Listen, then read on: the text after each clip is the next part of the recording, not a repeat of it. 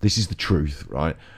So you know it's the truth because I preceded it with this is the truth. Everything else is the truth as well. But so what happened was, come home from the dog walk. Me and my sister are in the car. I'm in the passenger seat. She's been driving the car.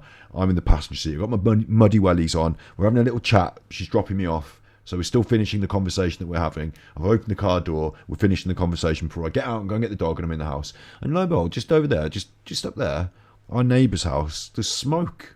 And like you could see the smoke in the window, and like it seems like it might be coming out of some of the windows, and like, you know, it doesn't look right. It doesn't look right to me. You think, like, is that the smoke alarm going? The smoke alarm might be going off. Like maybe the smoke alarm is going off as well, and the kitchen. And you think, if they're burning something in the kitchen, what's going on here? So we're having a conversation, but we're monitoring. And my sister said, that doesn't look right to you, does it? And I've said, that doesn't look right to me, no.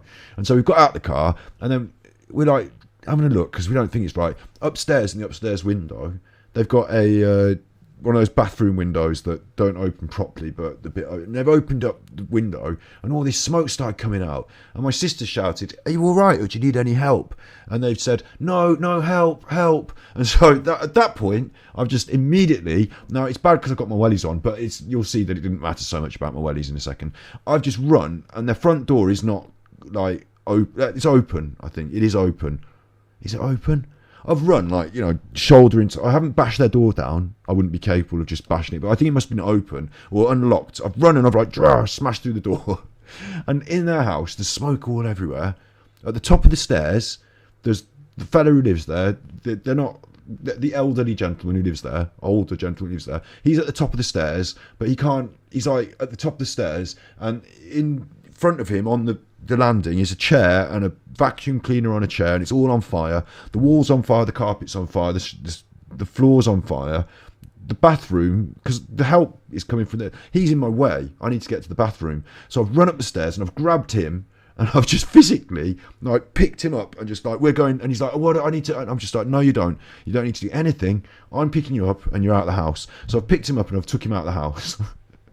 Then, I'm doing this, I'm in my muddy welly, so there's mud all up the stairs, and I'm thinking, oh shit, I'm ruining their carpet. It doesn't matter, it's on fire. So I've gone up he's outside, then I've gone back up the stairs. This thing in front of me is on fire. Like, this is the source of the fire, like the source of it. It's the main fire thing. So I've said to myself, this has got to go. So I picked it. I think it was a mistake in hindsight to pick it up, because when I picked up the back, it's all plastic, it's all melty, but they've put it on a chair. The chair itself is on fire. It's made of wood, but at least I can grab hold of the wood. So I've got hold of the wood. We're downstairs with this chuffing vacuum in this chair. That's out the front door. That's gone out into the drive.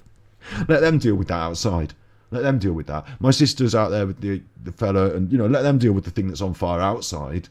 I'm back in the house because there's the person in the bathroom, and they're locked in the bathroom because the carpet on the walls are on fire. Not like in Towering Inferno. You know, I could run up there. There's a lot of smoke, but I could run up there. It's not Towering Inferno, but it is on fire. It's the sort of thing that if you don't do anything about it, it's just going to creep and everything's going to be gone. So then I'm like bashing the door, like, you know, bathroom door, because this lady's trapped in her bathroom. So bathroom door's open. You with me? Just forget it. Don't pick up. No, just leave everything. Just come with me. So I've got her. Don't know if I've carried her or if she's come of her own accord, but we've gone downstairs.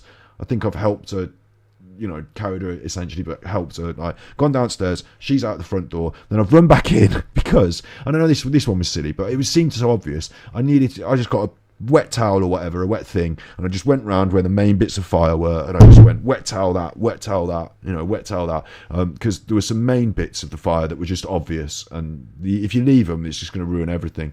So then, as I've come out of the house, the firemen have arrived, and I've thought, thank God the firemen have arrived. So I've patted the big chuffer. You know when you pat someone on the back, and it's like it's like whack, solid. There's no movement, like whack, whack. It's not like when you pat someone on the back and you give them a little and they jump forward. No, none of that. Whack, whack. I thought, oh, good, he's a big chuffer. I said, it's all up yours now, mate. It's all yours. I've taken them out of the house, and they've explained to the fireman outside the vacuum cleaner was the thing on fire, because they'd had a fire because they had an incense burner thing, and that had gone in the bin, and that had gone on fire, and they'd used the vacuum to hoover it up, and it had gone in the vacuum, and the vacuum had exploded with fire. So